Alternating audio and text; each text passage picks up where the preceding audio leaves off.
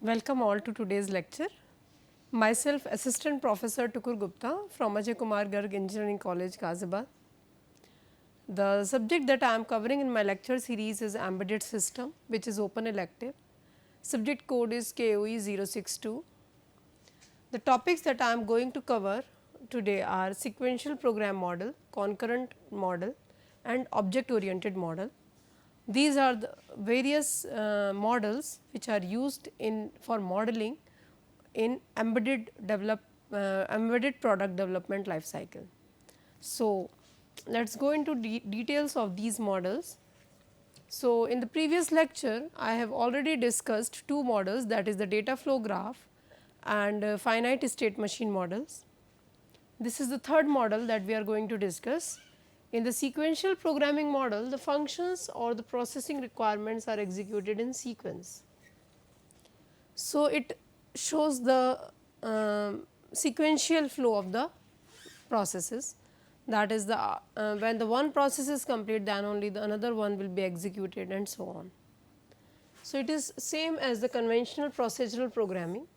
Here the program instructions are iterated and executed conditionally and data gets transformed through a series of operations. Finite state machines are good choice for sequential program modeling, because we have already gone through the finite state machine models. So, for the sequential data flow, the finite state machine models are also a good choice, because the processes are represented by certain nodes and the data flow between the processes are represented by the arrows in that model. So, it can clearly represent a sequential flow of data. Another important tool used for modeling sequential program is flowcharts. The FSM approach, that is the finite state machine approach, represents the states, events, transitions and actions. We already discussed in the previous lecture, whereas the flowchart models the execution flow. So, one is the event driven approach of modeling and another one is the data driven approach of modeling.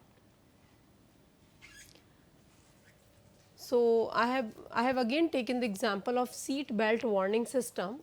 So, I must tell you the conditions of this application, that when the ignition is on, ignition of vehicle is on, then the system will wait for 10 seconds, and after the wait of 10 seconds the alarm for the seat belt fastening is on and alarm remains on for 5 seconds. In case if the ignition is off or seat belt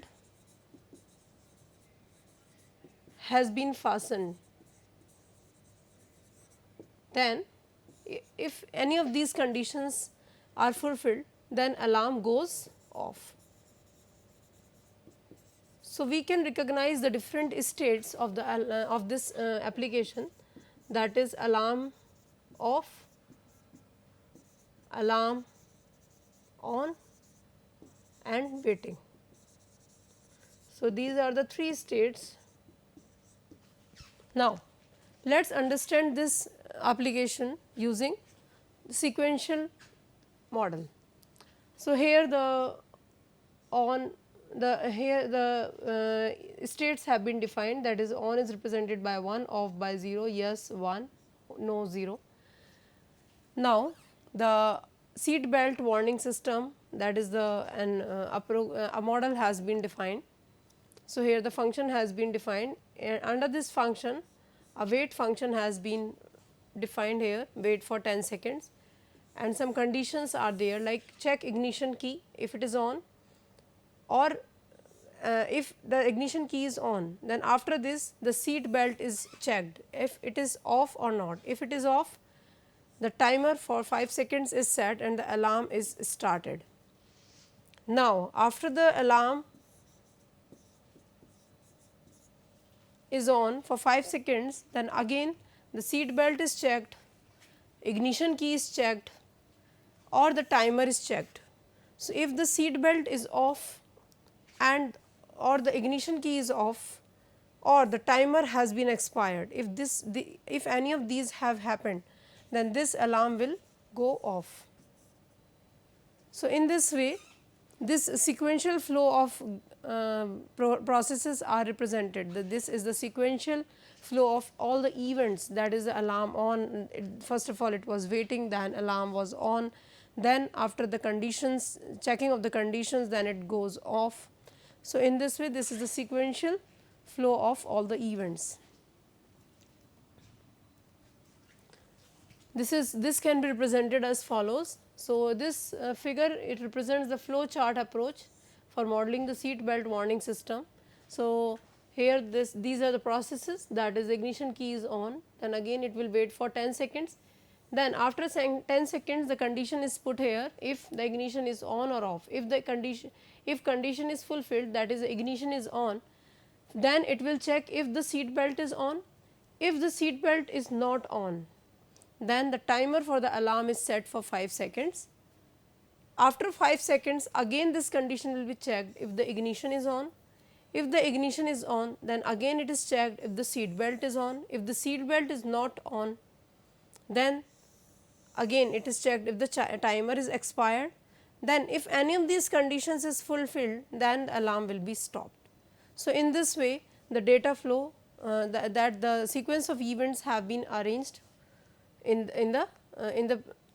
this model, and this has been modeled using the flow chart approach. So, this is the flow chart where the conditions are represented using this rhombus look figure, and the various processes and the events are represented, the states are represented using this, states are represented using this block, like AND state, there is the ignition key on. So, in this way it is being represented here.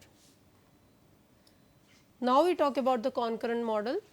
The concurrent or the communicating process model, currently it models the currently executing task or processes. So, here, so what is the disadvantage with the sequential modeling? That when the one event is over, then only another event will take place, or we can say when one process is over, then only another process will take place. But it consumes a lot of time. It is not efficient in terms of the resource allocation. So, to overcome this problem, there is a concurrent modeling in which the different events or the different processes can take place concurrently, that is simultaneously at the same time. So, we will try to understand how this is being done. So, the sequential execution leads to a single sequential execution of tasks and thereby leads to poor processor utilization when the task involves input output waiting, sleeping for a specified duration, etc. So, this was the disadvantage with the sequential execution. So, if the task is split into multiple subtasks, it is possible to tackle the CPU usage effectively. When the subtask under execution goes to a wait or sleep mode by switching the task execution. So, when the task is if the some task is waiting for another resource, then another task can be executed during that time. So, in this way the multiple tasks can be handled, and this is possible only when the main task is split into multiple subtasks. However, concurrent processing models requires additional overheads in task scheduling, task synchronization and communication.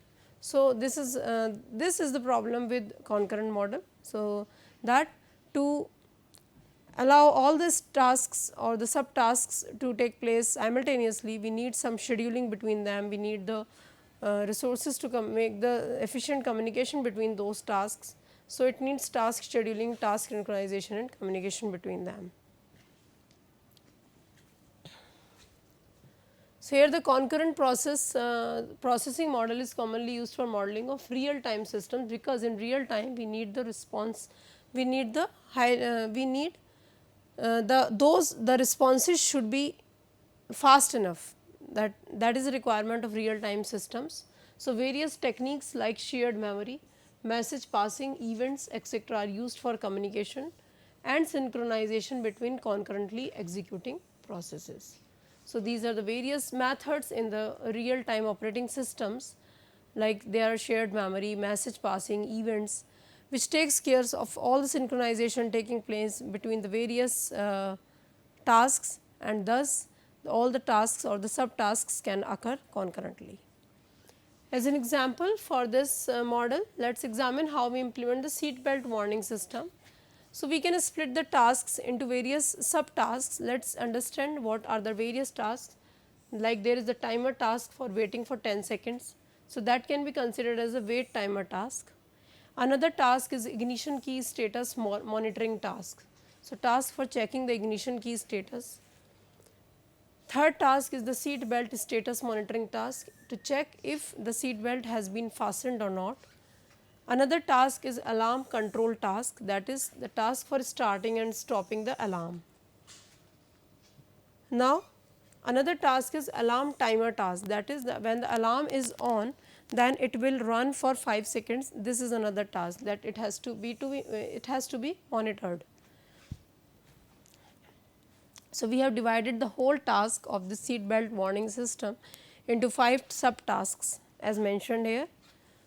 So, we cannot execute them randomly or sequentially. We need to understand that how they are synchronized and how the one task is dependent on another task. So, we need to start the alarm only after expiration of the 10 seconds waiter time, and that too only if the seat belt is off. So, we have to and also ignition key is on. So, we have to check the conditions. What is the condition? What is the status of the seat belt fastening? What is the status of the alarm expiry? What is the status of the ignition of the vehicle? So, in this way we have to take care. Hence, the alarm control task is executed only when the wait timer is expired and if the ignition key is in the on state and seat belt is in the off state. Here we will use events to indicate these scenarios. Let us understand the various events. Events are the stimuli, as I have already told you in the previous lecture when I was discussing the models, that the event is means the stimuli to certain status, to certain action. So, depending upon the stimuli, some certain action will take place for the particular state, that is the transition will take place from one state to another. So, the wait timer expire event is an associated with the timer task event, and it will be in reset state initially and it will be set when the timer expires.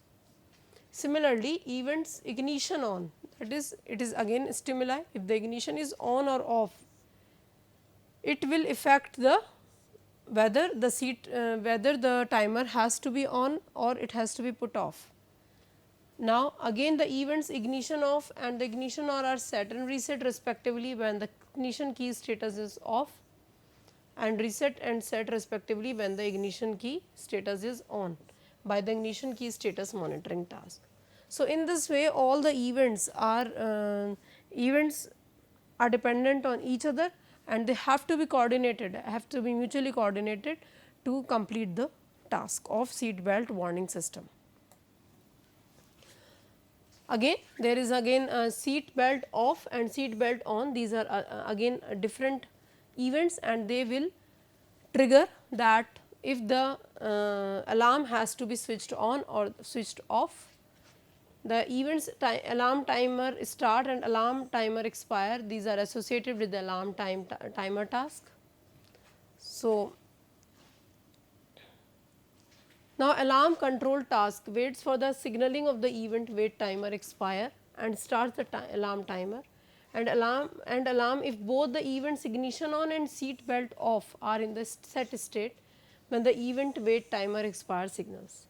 So, the alarm will go off only if the ignition has been off or the seat belt has been fastened or the alarm timer has been expired. So, if not the alarm control task simply completes its execution and returns. So, in case the alarm is started, the alarm control task waits for the signaling of any one of the events, that is if the ignition is off or the seat belt has been fastened. So, these are again different events. Upon signaling of any of these events, the alarm is stopped and the alarm control task simply completes its execution and returns. So, in this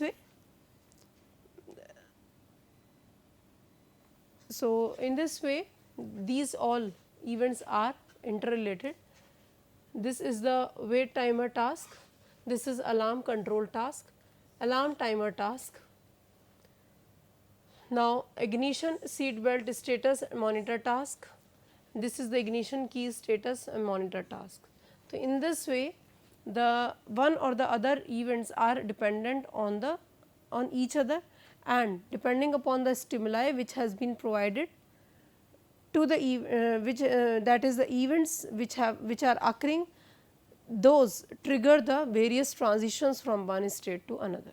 So, in this way, in this concurrent modeling, even if one task is waiting for the another response, if waiting for the response from another event, then also another task may be working at that very moment. So, in this way different tasks are concurrently acting at the same time.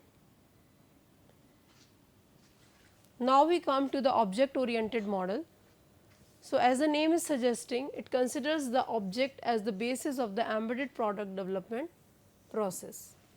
So, apart from enhancing the system performance, the object oriented programming offers some advantages, such as it is data focused and easy to work with problem domains. It uses encapsulation and data hiding process that allows a developer to build tamper proof systems.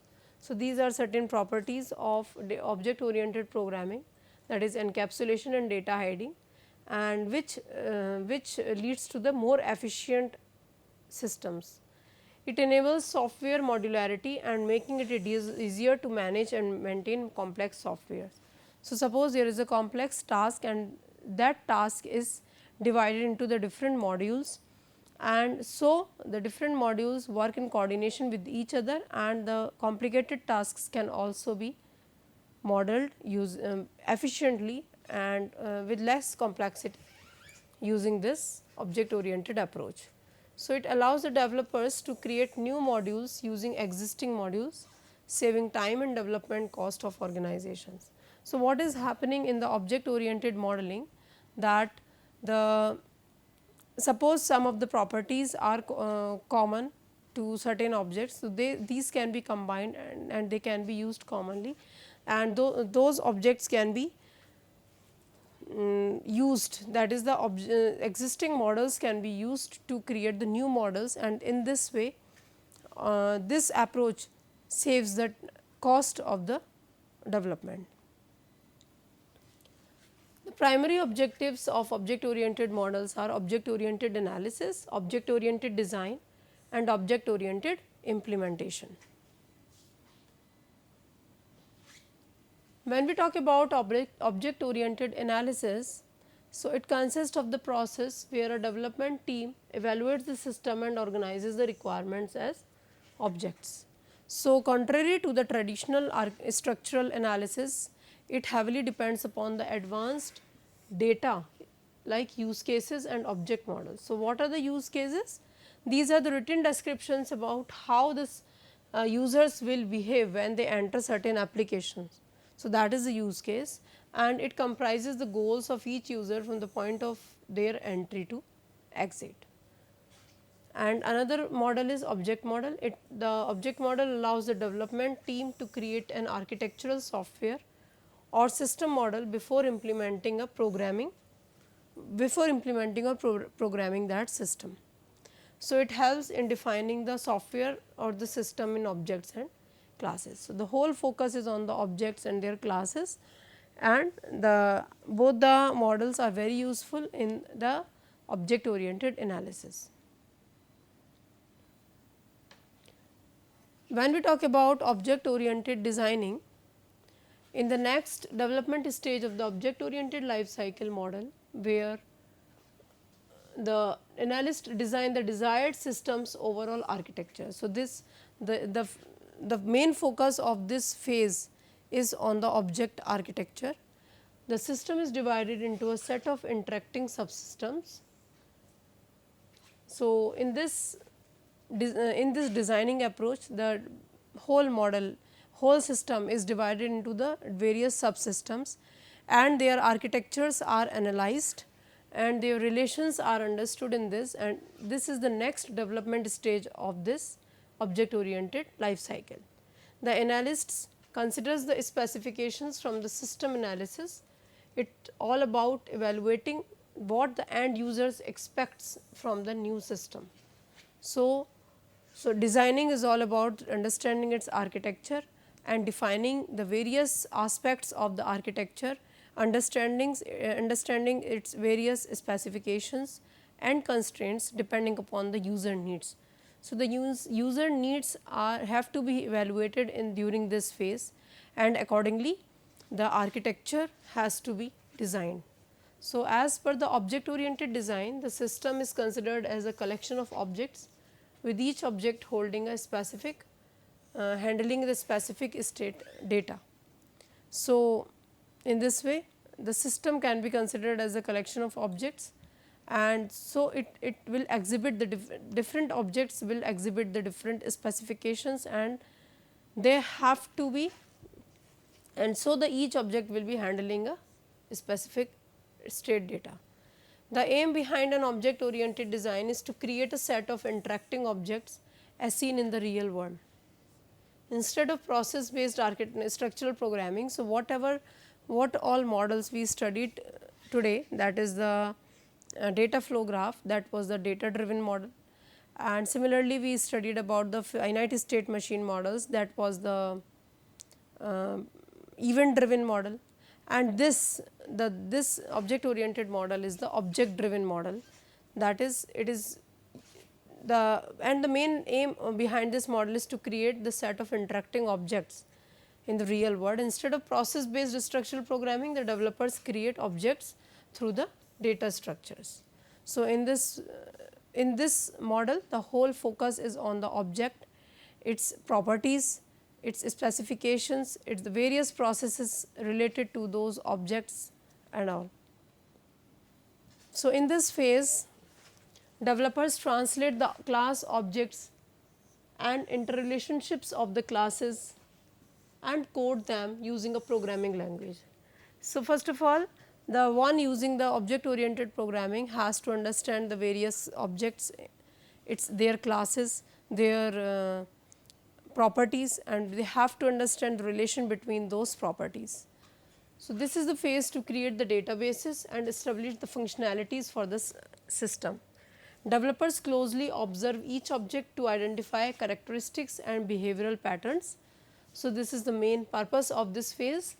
Let us consider suppose we are using a smartphone screen as an object and touch on the specific icon is an event. So, the touch on the specific item is it will act as the stimuli, it is an event, and will change the state of the mobile phone to another state. So, now when the user touches an icon, the screen opens up an application. So, this is another state.